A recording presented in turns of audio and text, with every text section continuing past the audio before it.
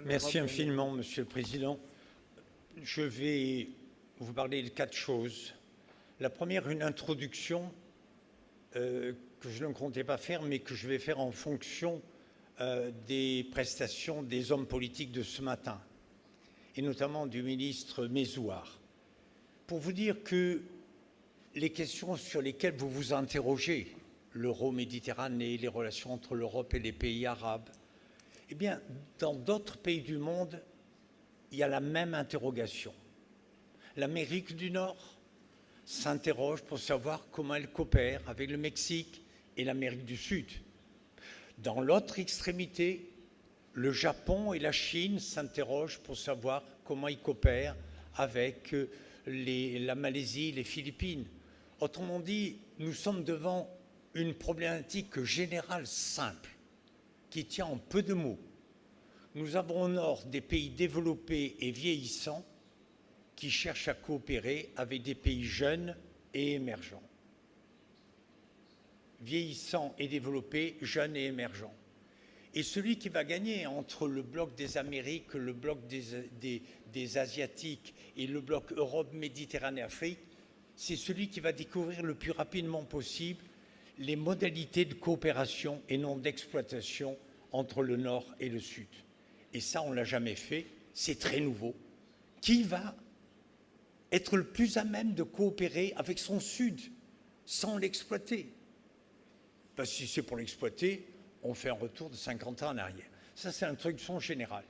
Sur les problèmes de l'urbanisme, j'ai une idée sur l'urbanisme et deux autres. L'urbanisation, pour vous dire que ce sujet, la fabrication des villes, on fabrique des villes, ça va être le plus grand chantier dans les 25 ans à venir. Un chantier énorme. Fabriquer des voitures, oui. Fabriquer des télévisions, oui. Fabriquer de la santé, mais si on n'a pas, on se tait. Mais les villes, il va falloir les fabriquer parce qu'il peut y avoir des révoltes. Et il va y avoir dans les pays du Sud et de l'Est de la Méditerranée, de la Turquie à la Mauritanie, il va y avoir 100 millions de population supplémentaire à loger dans les villes. 100 millions. Les programmes d'investissement se mesurent par 100 milliards et plus. Et à la base de ces constructions, surtout, ce n'est pas le logement qui est important. Ce sont ce qu'on appelle les réseaux de vie, le réseau de l'eau, le réseau de l'électricité, le réseau des téléphones et le réseau des transports collectifs. Autrement dit, il faut mettre en place les réseaux avant de construire.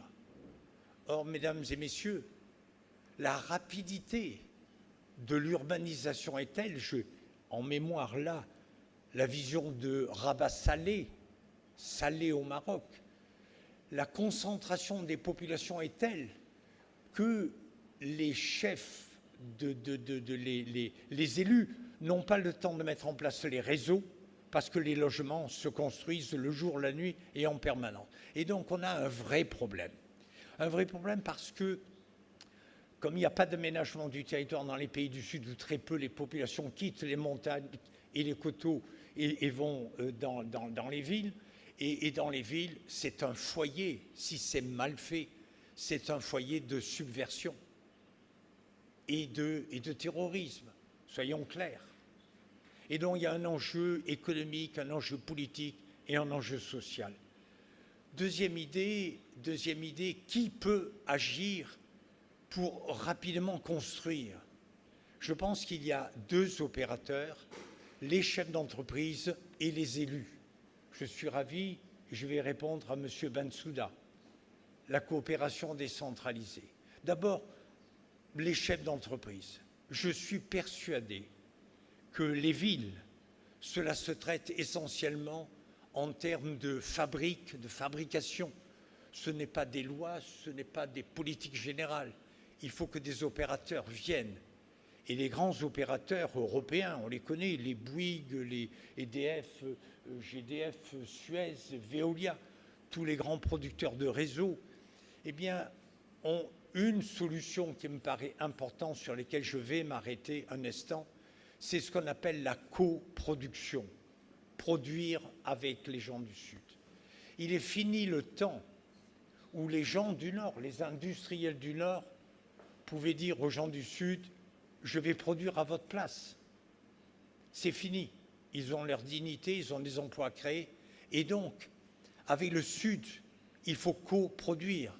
Il faut partager la valeur ajoutée, il faut partager la chaîne de valeur, un pied au nord et un pied au sud. Et je m'aperçois que ce mouvement de coproduction dans différents domaines, de l'énergie, de la gestion de l'eau, dans les domaines de l'automobile, cette coproduction est en train de prendre le pas sur le modèle traditionnel import-export. Le modèle import-export a pris un coup de vieux. Mettez-vous à la place, dernièrement, des Algériens qui importent beaucoup de voitures Renault et Peugeot. Pourquoi voulez-vous que l'Algérie accepte que les voitures Renault soient produites en France et qu'elles soient préexportées en Algérie? Naturellement, le gouvernement algérien dit à Renault, venez chez moi, venez produire chez moi et on partagera. C'est évident. On ne peut plus exporter, il faut maintenant coproduire entre les Nord-Africains et les Européens.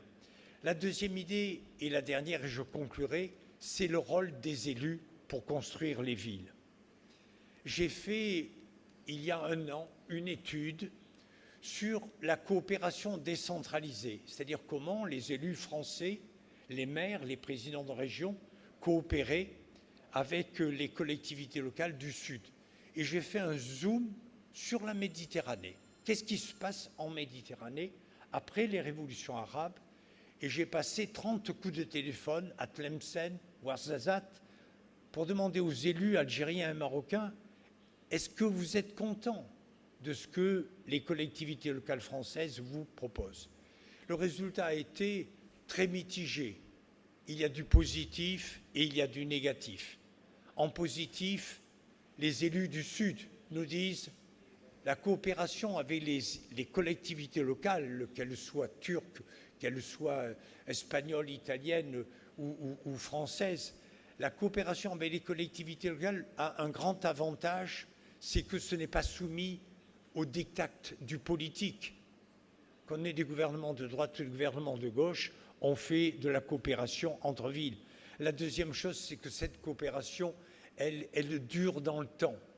La ville de Bordeaux et la ville d'Agadir ont une coopération qui dure depuis 25 ans.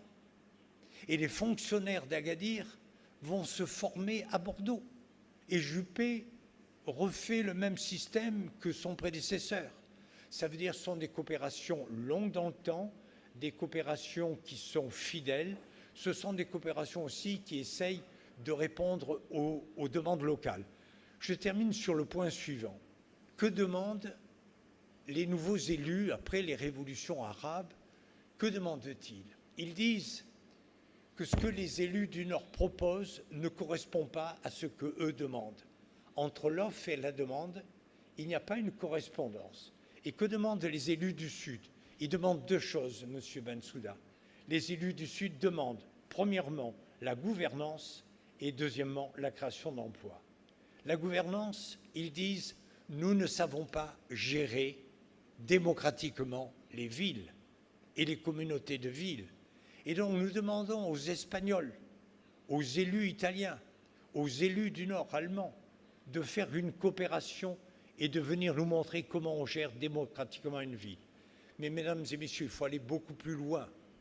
Il faudrait que tous les lycées d'Europe, les lycées, coopèrent avec les lycées du Maghreb. Il faudrait que les hôpitaux européens coopèrent avec les hôpitaux du Maghreb. Il faudrait que les universités d'Europe coopèrent avec les universités du Maghreb.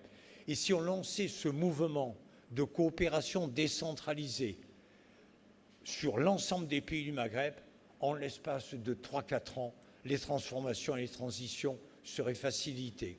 Je vous remercie.